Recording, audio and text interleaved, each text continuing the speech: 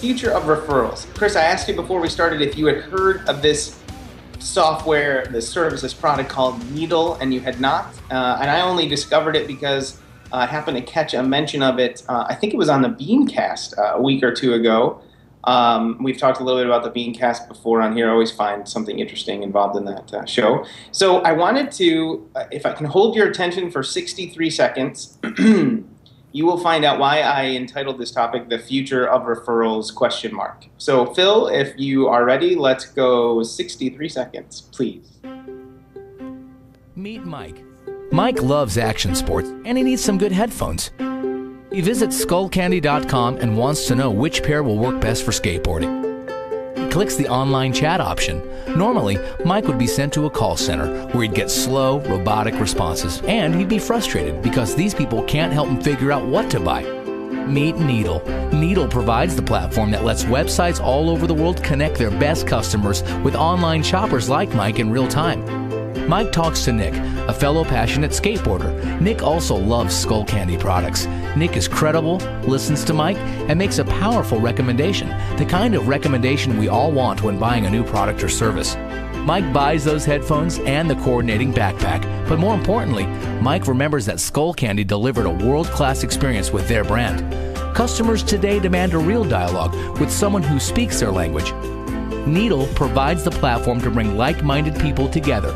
Outsourcing to contact centers is the old model. Your passionate fans and experts don't work here. The idea of Needle is they're trying to supplant the typical call center by routing questions and customer service questions and referrals and questions about sales to existing fans of your product, which I thought was a really bizarre way to take a look at this. And that's why the future of referrals was a question mark for me. Because I wasn't sure if anyone had actually seen this product before or thought, what they actually thought of the idea. They thought this was an interesting way to loop it in, a dangerous way to loop it in. But you get the general concept, right? They took the customers and basically made them the customer service reps willingly. And then it looked like it was also, a little bit of affiliate selling going on there as well. Yeah, it feels to me like it would be perfect in the right hands and hideous in bad hands. That's what it feels like to me. It feels like one of those things where, if I happen to say to somebody just randomly on Twitter something like, I was just thinking, I have too many pairs of Beats by Dre headphones. I need to get, branch out and get some new ones. And they were like, oh, have you seen Skull Candy? I'd be like, yeah, I know a bit about them. Oh, and then all of a sudden this technology clicks in and starts doing. Like, I think I would be a little bit like, oh, well, clearly you pimp for that brand, and so you are not, you're biased and whatever. So, I mean, it's just one of those things, Joe, where I think you kind of have to go gently into it, I guess. I don't know. What's your take?